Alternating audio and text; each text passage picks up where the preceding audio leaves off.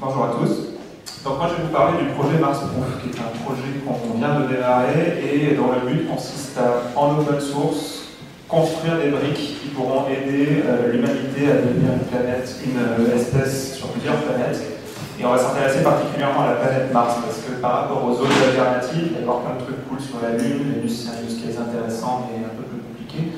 On pense qu'on peut construire une civilisation relativement autonome sur Mars, avec un certain nombre de points de conviction qui sont issus de tout ce qu'on connaît après 20 ans d'exploration robotisée de la planète. Donc on connaît bien l'atmosphère, on commence à voir les ressources qu'il y a sur place et ça donne pas mal d'idées.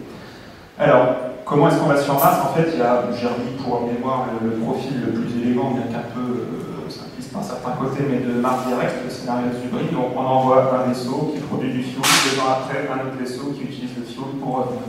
C'est le profil le plus léger, le moins de masse. Et pourquoi est-ce que c'est indispensable d'utiliser l'utilisation de ressources in situ, ou ISRU, dans ce scénario? C'est qu'en gros, vous diminuez par plus de 90% les quantités de carburant et de matos qu'il faut emporter pour prévoir le voyage de retour. Et comme c'est essentiellement on parle d'argent et que c'est l'argent qui est le nerf de la guerre, c'est absolument clé. Si on veut se projeter sur un aspect écologie, présence durable et relativement autonome, il y a plein d'autres trucs que juste de l'oxygène et du méthane qu'il va falloir produire. Sur Mars, ce qui est bien, c'est qu'il y a une atmosphère, il y a de la régolithe, et à partir de tout ça, on connaît avec quelques opérations de chimie relativement bien maîtrisées sur Terre, c'est pas la même chose, on sait produire un peu tous ces machins, et ça peut même aller jusqu'à du polyéthylène, des plastiques et du verre. Nous, on va être super inspirés et on va suivre avec beaucoup d'attention ce qui se prépare sur la Lune d'assez cool dans les quelques prochaines années. Sur la Lune, il y a pas mal d'eau qui est présente dans les cratères polaires. Et il y a des démonstrateurs, donc ça fonctionne sur des principes différents de ce qu'on va pouvoir faire, mais on va pouvoir repiquer certaines des bonnes techniques. La NASA, par exemple, a pas mal de plans au niveau de l'ISRU martienne. Il y aura un démonstrateur dans le petit cousin Curiosity qui sera envoyé l'année prochaine. Et il y a une roadmap, bon, elle est toujours avec 2028, donc c'est fantasmagorique, mais il y a pas mal de travaux sur ce sujet. L'industrie n'est pas en reste. C'est Vivrine et compagnie sur leur premier démonstrateur. Il y a SpaceX qui en fait, Planetary Resources, c'est un modèle d'astéroïde mining, donc c'est un peu connecté à tous ces trucs-là. Et il y a des appels d'offres de la NASA pour travailler ces choses-là. Donc notre objectif, c'est de faire tout ça. Il y a un certain nombre de choses, vous voyez, à partir de la régolithe ou de l'atmosphère, polyéthylène, acier, verre, minéraux, oxygène, hydrogène, méthane, dioxyde monoxyde. Et en fait, en étant réaliste, vu nos moyens et nos compétences, ce qu'on va commencer par faire, c'est bosser l'extraction d'eau, l'électrolyse de l'eau et éventuellement travailler la réaction de méthanation.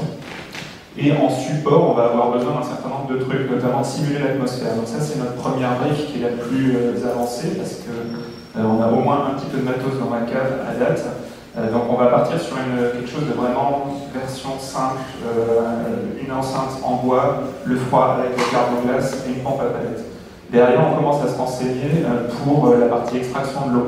Comment est-ce qu'on utilise les micro-ondes pour arroser un analogue de régolithe pour essayer d'en extraire l'eau et de la récupérer, notamment pour faire de l'électrolyse. Ça, ce qui est cool, c'est qu'il y a pas mal de gens qui s'intéressent à ce sujet dans la team ou ailleurs, et qu'on va pouvoir utiliser ces savoir-faire-là pour construire un petit peu des protos qui vont nous permettre de nous faire la main. Donc là, pour ces choses-là, on est vraiment sur l'état de l'art.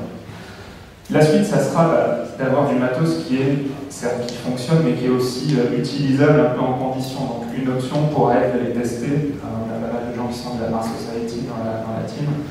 Donc d'aller tester en condition et voir comment c'est opérable. Et derrière, il y a un défi majeur pour aller au bout de l'aventure. Comment est-ce qu'on met ça en secondary payload quelque part ou dans un Starship éventuellement. Donc c'est quelque chose qu'il va falloir qu'on fasse. Les défis sont immenses, ça c'est évident.